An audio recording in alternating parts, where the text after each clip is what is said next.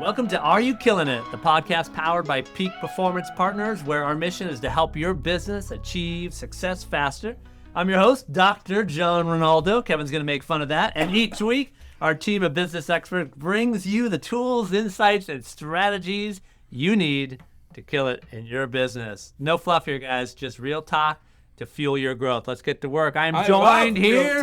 Real talk. Woo. I'm joined here by the masterminds of Peak Performance Partners. We got Kevin Hernandez, Patrick Stewart, and Ricky Navarre. Gentlemen, Muscle up. muscle up. Here we go for another podcast episode. Let's work out. These guys, I tell you, for our listeners and viewers behind the scenes, these guys are crazy, but I love being with them. So here we are. We're going to talk about why. Today's topic, start with why, the power of purpose in your business. All right. So the purpose is to make money. Okay. End of podcast, right? Yes, there we go. So, is that it? Is that it? That's a wrap. Why? Have a nice day. All right. I'm going to start with Patrick here. Ask right, this I love question, it. but of course we can all jump in here. What does starting with why, we put that in quote, what Yeah. does starting with why mean to you as a leader and a business owner? Why is that important? I think when you get to purpose is the fire that fuels the flame, right? So what happens is as you're starting a business, you're going to run into roadblock after roadblock, hurdle after hurdle, disappointment after disappointment, and what keeps you going beyond that is purpose. So if you haven't figured out what your why is or what that purpose is, you're going to find yourself flaming out a little bit sooner. And not, I had a business owner I worked with. He said that it's always plan E. He says everybody starts with plan A. Everybody has a plan B. He goes, but plan C, about 90% of people fall out. 98% of people fall out at plan D.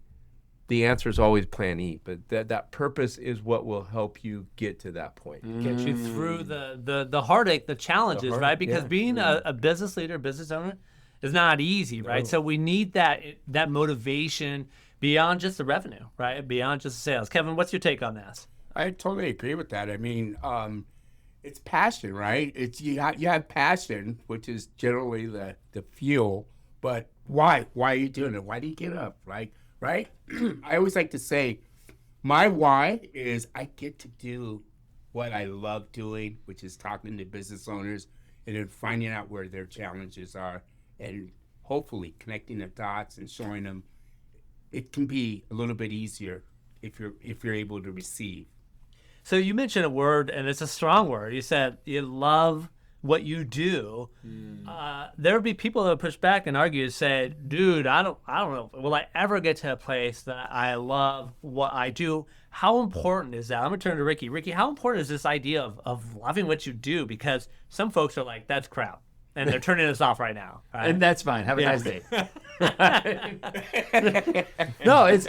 I would say that it's absolutely paramount to love what you do, because if you don't love what you do, why are you doing it? Because then you're just doing it for money. And by all means, don't get me wrong, like you make a lot of money, but there's a lot of really unhappy people who are really wealthy. All right, there's a lot of people who they go because they think money is what brings happiness and brings joy, and almost anybody who is in that place, and if you're right now, you're like, dude, you might be feeling like, wow, you're reading my mail, right? Yeah. Versus there's some people who are like, dude, if I could, I would do this even if I didn't get paid. Yeah. Right? And you have somebody who's like, no, I want to only do it if I make money. Versus like, you have some of the happiest people in the world who do it, and guess what? There's those people who find their passion, their why, their purpose, and they are able to turn that into revenue. Right? And then it leads, because that why has a ripple effect, not just for you and when it sucks and when you have to embrace the suck and on those tough days. That why is what fuels your team. It fires them up, because when they follow you, people, and we'll talk about this at some point, but that Simon Sinek Start With Why video, I love the example. He said that if you hire people just to do the job, they'll work for your money. But if people follow you because their why aligns with your why, they'll work for you with blood, sweat, and tears. And that's what's going to drive on those tough days. And those are the things where people are like, man, do you remember where we started? Look at us now. And you want people to be part of that. And that, I think it carries and has ripple effects. Yeah, I think it's so interesting when when you ask them when they get up in the morning, when they say they have to, Mm. they have no why. Yeah. Wow. Yeah, I have to go to work. Yeah, right. What are you doing? Oh, I have to go to work. Do you I have think? to. Do you think businesses fail because of a lack of purpose and why? Do you think? I mean, there's lots of reasons businesses fail, but do you think that plays any role in businesses failing, or would you say not? Or maybe we don't have the data on that. Well, Yeah, I don't know that I can answer that one. my opinion is I wouldn't say that it has. I would kind of push back on the word failure, Okay. right? And I would say that businesses that don't have, like business owners who don't have a strong enough why or don't know their authentic, genuine why, will give up before the miracle, Yeah. Yes, that's a good point. right? Like they don't fail because they don't Failing know is why. not bad. Yeah. Failing is not a bad thing. Yeah, exactly. And how you reframe failure, Yeah. but giving up is a bad thing, Yeah. in my opinion, right? Giving up, you know what I mean, and saying, hey, I'm done. Right before, it's just like, you know, and that's sometimes because people can talk you out of your why. Sometimes people can say, hey, why you shouldn't be doing that. Look at it's so hard and look at the sacrifice. Why are you killing yourself working 80 hours a week? Why are you, eating last and ends meet? Yeah, you go ahead. And then you can now go read Alex Hormozy's book, right? And be like, let me tell you a story about not giving up before the miracle. And you can see so many successful stories of people who either could have given up, Yeah. but they didn't because their why was what kept It's them going. non-existent. So we've referenced Simon Sinek's Start With Why. It's an incredible book. It's an incredible TED Talk from years ago. Definitely encourage you. I think we would all encourage It's you to evergreen. pick up that book. 100% evergreen. I totally agree with that. So, Patrick, we've got listeners who listen to this, and maybe they're struggling with this a little bit, with this finding their why. What advice would you give a leader who's struggling to define and articulate that why? Yeah, I think number one, I would kind of look at the vision. Like, what is your personal vision? What's the reason that you're doing what you're doing? Where do you want to be in 5-10 years? Because typically now, and get it on the personal side, right? Do you want that? You want the beach house? Do you want the houseboat? Do you want, put your kids to college, or you want to, fly a plane? I mean, whatever that is. So you start to get in that, again, that personal vision of, okay, this is why I'm going to endure all this pain. Because the reality is this: we all probably, we all could get a 6-pack if we really wanted one. 6-pan of beer? Is that what you're Yeah, talking about? yeah. No, you're not talking about beer. Are you? You're talking about abs. But what Okay. it would take for us to do it, or would we be It's my willing? 32-pack. Would we be willing to do what it takes to get that 6-pack? The discipline. The discipline and the effort and the hard work and the Consistency. working out and the diet and all of that stuff. But I think that's why the vision, that's why those personal visions are so important, because then, and I would say this, Grant Cardone says 10x, right? Hey, don't say I want to make 10 million, say I want to make 100 million, because you do a lot more for 100 million than you will for 10 million. You'll probably give up faster. So I think that's part of that, the vision, but it will help create maybe that why you're doing it. Because it doesn't have to be, hey, I'm going to solve, some disease is why I'm doing it. It can be a selfish, hey, you know what? I just want to be better off, or I want to leave something to my kids more than what if my parents left me, or whatever. It could be something to that point too. So, And some of the best purposes and inventions are really the small stuff, right? You talk about curing disease, but we've all been transformed by Post-its. Yeah. What a simple idea, right? And finding that, absolutely. Okay, so I'm a leader. I'm a business owner. I'm running a team. I've got my vision. I got my purpose. And I got my why. Kevin, how do I communicate that to my team so that it also empowers and motivates them, so that we're in alignment with the why? How do I do that? Yeah, so I mean, there's a couple of different ways you can do. You can attack it from the culture front, right? It's how you can develop a great culture statement that speaks to your why. That's one way. What's another way? yeah, I mean, I've just recently did a little culture workshop with a company, and the owners kind of put their, hey, and it was God first. I mean, that was one of their main points, and I was like, all right, we got to address this, because some people might be a little, shaky on, oh my gosh, you guys are putting that out. What if I don't believe, but the thing is what we want to do is make sure that we're trying to get buy-in, right? You want to get, and so part of it is doing this workshop. We were able to talk about the different elements of that culture plan and that strategy and what it is, and then get input and feedback. So they were part of the creation of it. And you know, it's also important to that point of, hey, not only letting them know what my purpose and why, but I need to know that individual. Hey, why are you doing this? How can I help you achieve your success and your personal vision? Is it a house? Is it a houseboat? Is it a beach house? Is it whatever, that putting your kid through school? And if I can show you how the organization succeeding will help you achieve your personal vision, now all of a sudden I got the fire in your gut that's helping work towards a cause. It's kind of like the Zig Ziglar quote, right? You help enough people achieve their goals, your goals will be achieved as well, right? Yes. A little bit of that mentality. Yes. So, And I'm going to add on to it. One of Please. the other great ways that's really simple if you're kind of getting stuck with this is somebody, when you're networking or even talking to somebody, like, oh, so what do you do? Everybody's very clear on what they do. It's how can you articulate the why? And a great way to start formulating a why statement is I believe. Yeah. What do you believe? You know, I believe in serving X. I believe in being the best plumber. I believe in being the best mechanic. I believe in being the best architect. I believe in being the best business coaches, the best connectors, right? The best doctor, whatever we believe. And with that statement, will start to fuel. Yeah, and it's easy to say. We were about 3 years in, and we came up with our "we believe" statement, right? And we said we believe that every organization should be world class. And so when somebody says, "So what do you do?" we say we believe that every organization should be world class. And then what would they say right behind that? Well, how do you do that? Oh, I'm glad you asked.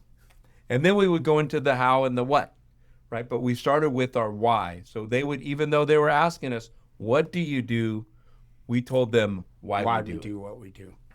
So a few episodes ago, we kind of talked about the origins of Peak Performance Partners and how we got here. So not only you're all coaches and consultants, but you guys are all business owners. So you're in this spot with the folks who are listening to this podcast. How has your why, your purpose changed as you've lived through however the 6-7 years that Peak Performance Partners has been existing? How has that shifted and changed, and how have you had to re-articulate that over time? That's the client journey.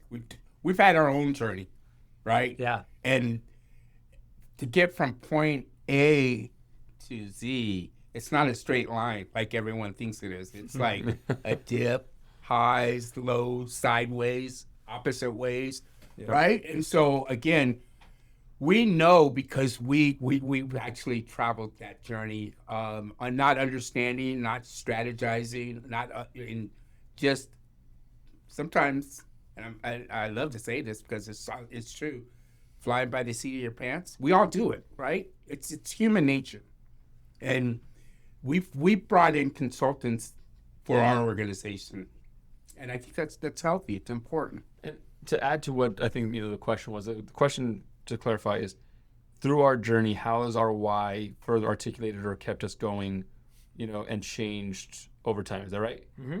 I'd say that one of the things that has helped us keep going is when we are in those valleys as we're trying, because there's things that we've tried that we've also said, yeah, again, failure is not a bad thing, but we've said, you know what, there's certain things that we're really good at, certain things we're going to say no to, right? And that's also okay.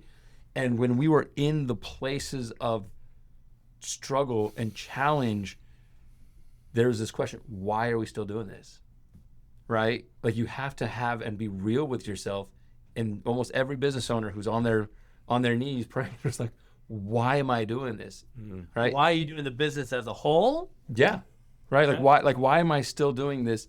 Because it's easy when things are great, rainbows and butterflies and money's coming in, and but it's when those things are tough, you got to pay payroll and taxes, and you're somehow making more money than you ever have, and you're still struggling to make payroll. You live in paycheck to paycheck. Like, I'm doing $10 million now, and how am I barely making it? Right? Like, you get to that place asking yourself, and business owners always have that gut check of like, why am I doing this? And when that's where we've had to articulate our why, we can bring it back. Like, so what's our why? What's your why? And our why is still strong enough so that we want to serve. That's really what it comes down to. Our why has always been, how can we help others avoid the mistakes we've made, help them so they can build organizations that they own and it doesn't own them, so that they can get out of that place of why am I doing this faster. Helping your business achieve success faster, right? Yeah. We keep coming back to that line, right? That's our why. So I often have talked about mission creep, right? And every organization has some sort of mission. It's part of their why, right? But sometimes we get pulled in different directions because it's a good Mission creep. idea. That's a It great looks word. That's interesting, good stuff. right? I've I heard call that it in a mission long creep, time. right? Yeah. You know, and so then we start offering products and services that may not match what we're good at, or may not even be part of our why. How prevalent is I would that say in your own that's experience? the number one thing that puts businesses out of business. Mission creep.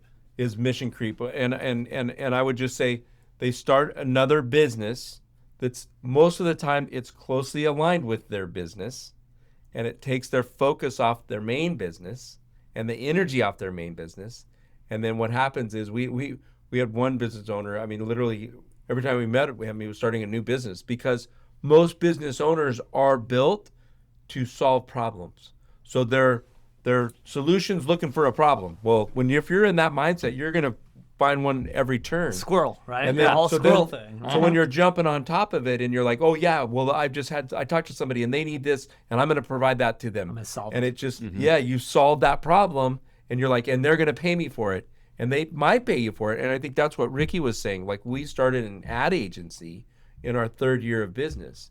And that ad agency grew quick. We were doing about $27,000 a month within 60, 70 days, which is a decent business just out of nothing, out of thin air, right? But what happened was after 2.5 years, we realized that doing that business, even though it was success, and some people that have an ad agency would go, give me that revenue. What it did is it took our focus off, and it really wasn't our why. We were doing it for the money. And sometimes as a business owner, when you're starting a business, you do have to take do the have to money. do that. You have to Yeah. say yes. We would joke when Yes, people say, and. what do you do? We'd say, well, tell me a little bit about what your problems are. Oh, we do that. Because we're going to do that. No, we do that. Because, and again, to that we point, solved that problem. Whatever we that wouldn't problem be where we're at today had we not done that. 100%. But you make the business based on the problems that you're hearing, which again can be a good thing. Yeah, There's a because you wanna revenue serve, model right? there you want to serve, but also maybe can detract from your true why. But That's then, what I'm and hearing. then and then over time though we narrowed it down and that's what we've done now. I mean we've got a bullseye. We know exactly when we meet with you. We know what we're going to be talking about. We know how to get you started. We've created the client journey for all clients, no matter what industry you're in, product, manufacturing, service, to get you from where you're at today to achieving your dream. And partially because you've all been there, done that. Yes. Right? Well, I mean, you have. You've been there, done that. And again. And we've done it we with want- this company. I mean, that's Yeah, the and thing that's still funny. doing it. And still doing it. We're still doing it. And you're still making the mistakes, and you're like, dang Right. it, Well, how we did I still learn bring this in- lesson? and we Yeah, still when we bring can in critically- consultants. Yes, when we can critically assess how we do business ourselves. Yeah. I mean, we get up and we critique everything that we're doing and what makes sense. What doesn't make sense. We have a discussion. and the That's a last hard- several years- that's a hard discussion. The too. last several years, we've brought in outside consultants to help us because again, we already know what we already know. It's the blind spots and it's what the we things don't know. It's what we don't know that was where the opportunity or what we need to get better at. Right. So even us, right? Even you guys who are doing this consulting, it's like we're learning as we're going. Ricky, we were talking about failure earlier, and John Maxwell has a phrase that I love so much: failing forward. Yeah. Right? That if you're gonna fail, yes. you're gonna Patrick fail says that a forward. lot, But yeah. the key to that then is what are we going to learn from that? That's what I'm hearing. This is kind of one of the overall themes of staying focused on why here is what do we learn from our mission creeps, from our failures to make that happen? Because we learn more from our failures than we do from our successes, right? Yeah, You exactly. know, and so when you guys are out there coaching, consulting, talking about why, like how do you help a business owner, a leader manage their failure so that it's actually a movement forward, not a movement backward? Well, part of it is letting them know that they're not alone. They're not the first one to fail in that area. And usually when we meet with a business owner, you know, we'll talk about financials and do you look at your financials? Do you have financials that run your business and make decisions for you? or you're looking at your checking account and you're looking at some other indicators, and usually all of them are 100% when that first we ask that question. Oh yeah, no, we have financials and we do reviews and I would tell you this: the reality is it's 5%. So if I can tell you, hey, if you're not doing it, He's guess being what? generous. You're in the 95 percentile of all He's being business generous. owners, and we're talking massive businesses and small businesses. Yeah, absolutely. So you're not alone. You're not alone, not and I alone. think that's part of it is letting people know, hey, it's okay. You're what you're thinking. Because I remember one person said, if I told you, you wouldn't believe it, and I'm like, you're not alone. You're not gonna. I'm telling you, you're Try not gonna me. shock me. Yeah, and Try it was. me. I haven't filed my taxes in multiple years, and I said, You're in the 95th percentile. yeah, welcome. Congratulations. Yeah, welcome to the club. You're just You're not in the 5 percentile. So there's an offering that you guys have, Peak Performance Partners, that is for business owners, and there's a particular module workshop that's called Start With Why.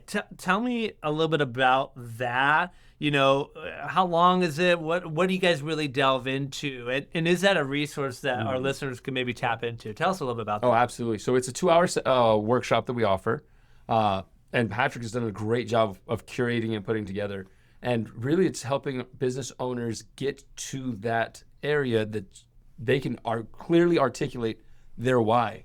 You know, and then that further, then from there's those action items that Patrick has kind of created in there of like, so what do you do with this next? And that's part of the workshop and the experience. So they come in having, and it's just so fascinating because so many people come in and we're like, so what's your why? Do you have your why? Of course I have my why. I got my why dialed in. I'm like, so what is it? Like, okay, so that sounds like your what? No. I'm like, so why is that your why? Well, I don't, okay, let's start the workshop.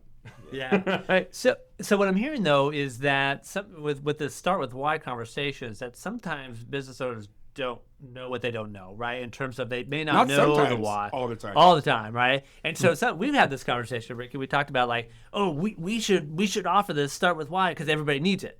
But they may not know that they need it, so they're not going to sign up for No, it, exactly. right? You know, so it's an offering that you have, right? And we want people to be aware of it. Certainly, you can go to 3-peak.com, find out some more about this training and some of the other trainings you guys do for owners. But we highly recommend this opportunity, right? To just have this dialogue. Yeah, and it'll reboot that energy for you. I think that's the thing is because sometimes that internal flame starts to get doused from all of the things that it takes to run a business and grow a successful business, and it'll stoke up that flame and really create the fire for the organization, and it'll help create the momentum forward. Yeah, it almost kind of reignites or kind of clarifies the brand identity. We did one recently with one of our clients, and she's just she's the female version of myself, right? So Well, that's scary. Layla Cannon with Northern Lights is so dynamic and brilliant that when we took her through our strategic plan, and we took her through part of the why experience, by the time she was able to articulate, she was, and Patrick kind of really helped her formulate it. She was like, there it is, because she's right now when she goes and talks to people, and they're saying, hey, so what do you do? Well, I have a custom lighting, just shop, and you can come in, see, and I can set things up for you. And she's a classically trained pianist. She speaks, I think, multiple languages. She's just brilliant. She's just one of the smartest people you will ever meet. And she was kind of feeling like her identity was getting lost, and when she understands how to articulate her why she does what she does, how lighting and fashion and art can all come together, she's like, that's all of my worlds that I finally can say and share why I love custom lighting. It's not just, hey, let me go put some fluorescent lights in your house, right? It's the right lighting can affect the mood, can change things. And now she's been able to really say it, and you can just see when she says what she does. It's not, well, I just do custom, have a lighting shop. It's, here's what you can do with lighting, and I believe that lighting can change an environment and change moods and change people and spaces. It's that simple, and I want to help bring that to people. And now it's like, tell me more. Like, I want to come check out your shop just on that. And so that's what people will get from that why workshop, and help them, kind of find themselves. Incredible. Gentlemen, thank you so much. What a great conversation to have. Talk about why. And it's so essential. So thank you guys, Kevin, Patrick, Ricky, again, joining us, making this happen. So encourage you, if you're listening to this podcast, if you haven't already, subscribe on your favorite podcast platform so you get every episode dropping into your phone or your iPad or whatever you're using to listen to podcasts. I would love for you to be continue to be part of this community. Gentlemen, thank you again for helping us help businesses kill it. On the Are You Killing It podcast. Here we go. Thanks, you guys. Connecting the dots. We'll see you all on the next Are You Killing It podcast powered by Peak Performance Partners. Are you killing it?